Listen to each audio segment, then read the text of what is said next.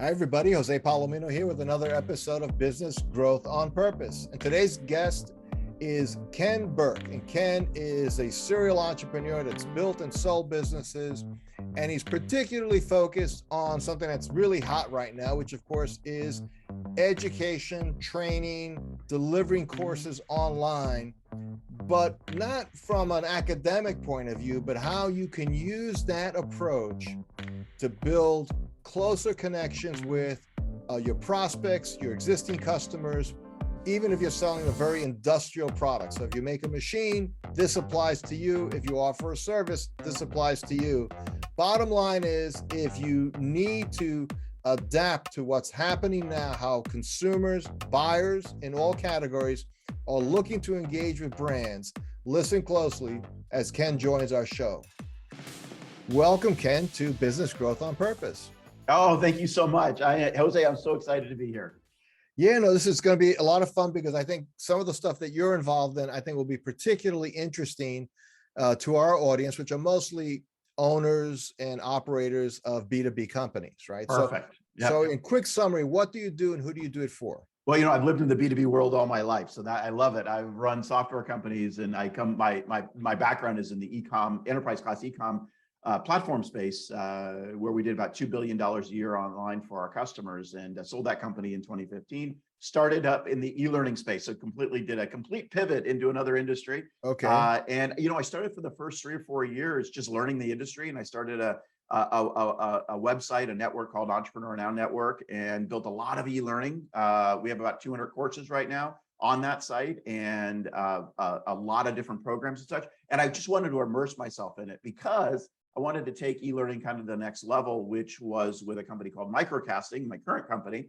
And that is a company that we built a e-learning platform, enterprise class e-learning platform for sales and marketing purposes. So it's a different application to e-learning because now everything is being called e-learning. I don't care if you have a 2-minute video or a 20-hour course, it's e-learning. So if you don't think you're in the e-learning business, you might want to think again, because in the B2B world, and this is where this idea came from, in Market Live, the company that I ran for 21 years and sold, we built our entire base on educating our customers. Our customers stayed for 5, 10, 15, 20 years, which was unheard of in the B2B software space. 20 years, this doesn't happen unless, there are certain cases where that might happen.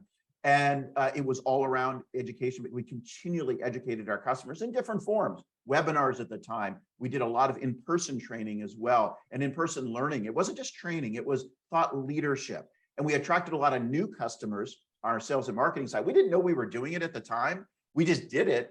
And it was all around thought leadership marketing. So that's really what this platform is directed to do. Lead gen, lead nurturing, gathering leads, nurturing customers to renewal, which, by the way, in the B2B space, especially the software space, is wildly important, right? You got to get your customers to renew and up. That's what we're all about right now. Well, what's interesting about this too, Ken, is a lot of the folks we've worked with over the years as value prop has primarily been in what would be more industrial categories, not so much software or that side of it, but they actually make big machines or and things like that. So does this approach of educating through e-learning, as it were, does that have application in the world of people who make things, physical things? Actually, probably more so, I believe. And because of the fact that when you're selling things, there's 2 things you have to do. One is you have to differentiate. And 2, you're selling a solution, or what we used to call in B school, a whole product. A whole product consists of support, usually consists of some training, consists of the actual physical good that you're selling as well. But I actually believe now that that net has widened a little bit, or that circle has widened a little bit, to include your responsibility to sell to your customers your knowledge as well. Your knowledge that enables the solution to occur, or enables your product to actually occur. Not just how to use the product, which is wildly important, and making sure that in all ways. So it's your responsibility now, not just to make sure you train the trainers, but train everybody on the staff, on that staff. So you have to extend well into the organization, down maybe if you sell a physical good, for instance, maybe you're an air conditioning company like Carrier or something, it just pops into my head. You've got technicians out in the field that you also need to train. So if you're part of that value chain, whether you're Carrier or you're providing parts or other third-party solutions for, you need to train that technician, not just the people that are operating at the corporate level. And training and e-learning really just boosts your overall brand. And that's what it's about. People are buying solutions. They want intelligence. They don't just want physical products anymore, in my opinion. Well, what's interesting about that though is you use Carrier as an example, right? So Carrier is, billion-dollar, multi-billion-dollar big company. So somebody listening to this says, well, I make I don't know, an auger filler line. It's a $20 million top line business. So the little business compared to Carrier. Right. Can I even, is this the world where, people can hire Madison Avenue production and do this big complex, e-learning series? No, is this something that we can be done as a more scrappy? Yeah, if you did that, you would be doing e-learning wrong. E-learning is what I learned is, it's funny. Let me tell you a quick story. When I started EntrepreneurNOW, I went and I had just, sold my company, had, lots of money to waste, and said, I'm going to start a new company. And of course, what entrepreneurs do that have an exit, they go and waste money on a new company. And I say waste only because we spent hundreds of thousands of dollars, if not more, on Hollywood. I hired a Hollywood producer. We had a film crew. We had sets. We had props. We had my e-learning that's on EntrepreneurNOW is world class. It's all distributed all over the world. It's on LinkedIn Learning. It's of high production quality. And what I realized was, whoa, did I overspend? That was my first lesson. Okay. Now my studio right back here, is a camera, a green screen. The camera was $200. The green screen was $100. I have a desk that goes up and down that was $200 just because, and I have a little teleprompter. I can do now recordings, which used to take me days to do with sets and props and directors. Now I do them in an hour. They look almost as good. E-learning does not need to be a high production quality. You need to have a good mic, a nice background, and an animated and engaging presenter. That's really important. That's it, period. And then what I want is, and how we built the microcasting technology is, I want individual staff members in your organization to sit at their desk and be able to record a 5-minute intelligent video and either upload it to a customer success portal, upload it to a customer portal, or if it goes through some gates, upload it to the outside marketing world as well. I think the marketing side needs to be a little bit more refined than maybe the customer side. But how can you get individualized e-learning out there for your biggest customers in a way that they can digest it? And that's what we've created. Wow. So in doing that, right? So you talked about, especially for like complex products, like a machine or something like that, this, as you said, there's all the way down to the technician has to maintain it, which may or may not even be like the company employee. It could be somebody I sold it to. They have their own engineers on staff and so on. So they want to figure out how to do that. So from a marketing point of view, and you alluded to this, sometimes, wanting to be a little slicker, a little bit more production, a little bit more animation, things like that. Are those things hard to figure out if you're not a production studio? I mean, you had the time and the money to learn these things. I did, yes. Right. So how would somebody without those resources go about this? Absolutely. So there are some very basic classes on putting together simple, a do-it-yourself kind of e-learning environment to do that. A couple of literally you go to Amazon and they have a package that has everything. The only thing I recommend is you must have a good mic, because audio quality is really, really important. I'm wearing a lapel mic right now that happens to be Rhodes. It was probably $300 or $400 all in with the remote little boxes and things. That's and this is, for me, it's portable, so I can do it anywhere in the world, which is great. So it works for me. That's probably my most expensive device right now. And so the one thing that I do recommend when you're doing e-learning is just think of, all you need is a video editor, and video editing you can outsource on Fiverr really inexpensively, or on Upwork very inexpensively, and get really good quality. The other thing I recommend is titling. So just having some basic graphics and a look and feel that goes through your marketing department one time. So they give you a template essentially for some on-screen graphics, and you're literally just typing the on-screen graphics into the video editor. And the editor could be Adobe Premiere or Adobe Rush, which is like $9 a month. So can you do this inexpensively in your marketing department with not a lot of knowledge? Or a graphic designer can edit a video. We're talking about putting a sting at the beginning, a sting at the end. Those are just opening and ending. Right. A couple of on-screen graphics and you're good to go. Wow. So now what's left though, in between that sandwich, right? The sting sandwich is content where people get stuck. It's like, okay, so now, all right, I got it. I got the equipment. The box came from Amazon. I'm ready to go live, but what do I say? And how do I say it?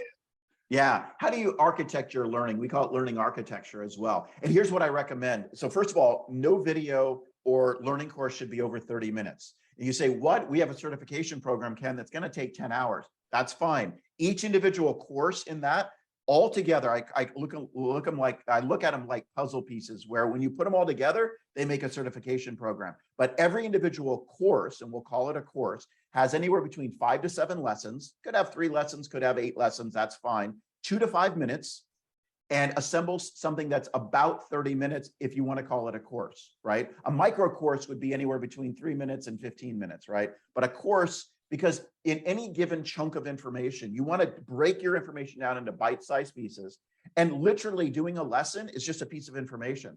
So all you have to do is do an outline for 7 lessons or 6 lessons or 5 lessons about the topics you want to talk about. You break up the videos, you're good to go. That's as simple as it is. Again, keep in mind, bigger programs are fine, but they need to go into a different format. They go in, or they go that you essentially put one video and the next video, but they all need to be independent. Each one of these 30-minute nuggets of knowledge, try to make as independent so that somebody can watch them and take away something from that 30 minutes. But if they need the entire program or certification program, then they get the whole enchilada, if you will, the whole course, or the whole program, I should say.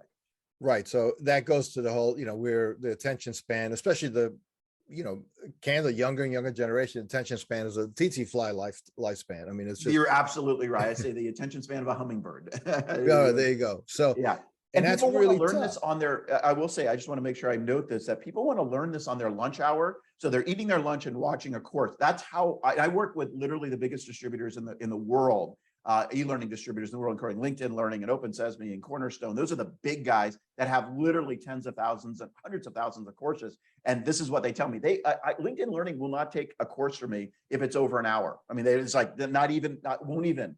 And they really want it to be 30 minutes. And they've done all the studies that indicate what people's engagement is, how long they watch videos, and when they drop off. So this is coming from literally years and years of experience. Wow, and millions of people. All right, so I get it. So wow, so that really, so it's not the place to create content that people have to really like synthesize, contemplate. It's a lot of information transfer. It's organization.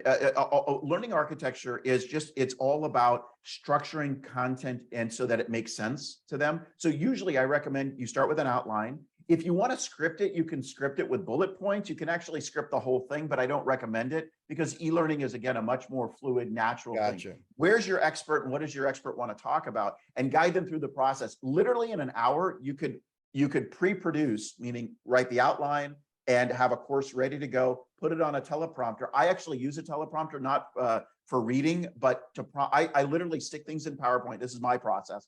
I stick I call them prompt screens, and I just stick my prompt screens into PowerPoint. I type on some bullets, and then I have a foot pedal. I actually did buy a foot pedal, which came in handy, but now I have an elevated desk that's above the camera, or the camera is above the desk, and I just use my laptop in front of me to control my bigger screen right in front of the video. The one tip I do want to give for anybody producing, look into the camera. Don't look down, don't look over. I think we all know this from Zoom. And I want you to talk from your gut up to your heart and out to your mouth. So look up and out, make eye contact, especially if you're a millennial or you're a Gen Zer, they all talk into the desk. And I'm always telling them, chin up, chin up. So that's a nice thing to do. But if you don't, I want to give you one other tip. If you don't want to produce your own content, there is a lot of content out there. We have a content library at Microcasting that ships with our product. But in addition, there are literally hundreds of thousands of courses we have access to. So you might have to educate on your specific product or service that you're offering. But if you want additional thought leadership and marketing oriented content where you're educating people, let's say you're an agency. I'm just making this up. It's not a hard goods company, but it's the one that came to mind. You're a digital agency and you want to educate your customers on SEO, SEM, affiliate programs, influencer programs, and such. There's plenty of content out there that you can license and put into your library. And we help facilitate that as well, so that you can put that out to your customers and prospects. They're going to devour that information just like if it was your own. But I do recommend in some cases, if you're really cautious about your brand, you might want to produce it in-house. But you don't have to produce all your content yourself.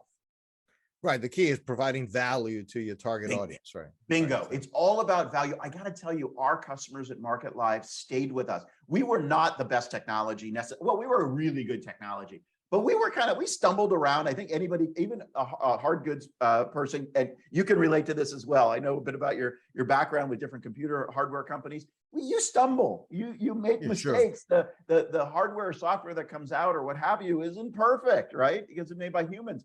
But you know what the glue was that kept our customers always coming to us was we cared a lot, and we always were educating everywhere we went. Now, sometimes it didn't even feel like education, but we were always giving back with our knowledge. That's why they stayed with us. That was the customer retention strategy. We didn't know we were executing at the time because it was just natural for us to do this. But that's what they kept telling us over and over again. That's why we stayed with you, because we made plenty of mistakes that would have gotten them to leave us. They wanted that expertise, and that is something we had. So Ken, one just quick thing that as you described that, I saw a fork in the road, and I think it's an important distinction, which is you're always educating is different than we're always pitching. Oh, yes, absolutely. And in fact, sometimes when you're educating, you are pitching. What you're doing is you're adding, you are building your credibility and expertise, because again, people don't buy products, they buy solutions. They buy you. So part of what comes along with you, at least this was my experience, I lived it every day. They bought our expertise as much as they bought our software. Our software really was provided. I mean, the same software was available for 4 or 5 or 6 different providers, and with bigger names than we had. But we had carved out this expertise around e-commerce that had really been in the fibers of our company since day one. And that's what they were buying along with our software, because it wasn't just how to use the software, it was how to merchandise online, how to increase your conversion rate, all the things that people are struggling with today. That's what we helped them solve. And then our technology just kind of came along with that solution. That's what made us special, unique, and different. And I would recommend that today, to be able to play the game, you need to get on that road. There are a lot of companies with a learn button. Go to websites of your competitors. Do they have a learn button? If they have a learn button, go in and see how well they educate, right? I'll use HubSpot as an example. HubSpot's one of the largest CRM for smaller companies, right? Like Salesforce. They have built something that I'm involved in called HubSpot Academy. I actually advise them as well as have some content in HubSpot Academy. HubSpot Academy is this thousands of courses that HubSpot has put together to engage their customers on how to sell, how to market. And so they're just taking their very powerful software tool and marrying it to HubSpot Academy, which is very strategic for HubSpot, and bringing it together. That's a pretty nice solution. Don't you think probably some of those customers that are paying that reoccurring revenue every month are going, I'm getting value out of HubSpot Academy, and I like the HubSpot software. That's why I stay with them as opposed to go to somebody else. It's another hook into your prospect or your customer. Right. Either pulling them in or keeping them there as Absolutely. well. Both things. Absolutely. Fantastic. Well, Ken Burke, this has been fantastic. Really excited, about this. It's a great topic. I love it. If somebody listening here said, gee, I need to know more about Ken and what he does, where should they go on the web to learn more about you? Sure. For our e-learning company, microcasting.com, microcasting.com is our URL, but also for the Entrepreneur Network, which I didn't talk a lot about, but that was the genesis of what created my knowledge around e-learning. And it's got a wonderful library of e-learning, a lot of free resources as well. It's at entrepreneurnow.com. entrepreneurnow.com. Fantastic. Ken Burke, thank you so much for stopping by Business Growth on Purpose. We really appreciate it. Oh, great. Thank you so much, Jose. I really appreciate it. All right. Take care. Thanks for listening to another episode of Business Growth on Purpose. If you like the show, hit subscribe and leave us a review to help other people find the podcast. And if you're ready to take the next step in driving intentional growth for your business, come check out what we're doing at valueprop.com. We've developed industry-leading programs and systems to help B2B owners take control of their growth. Until then, thanks for listening to another episode of Business Growth on Purpose.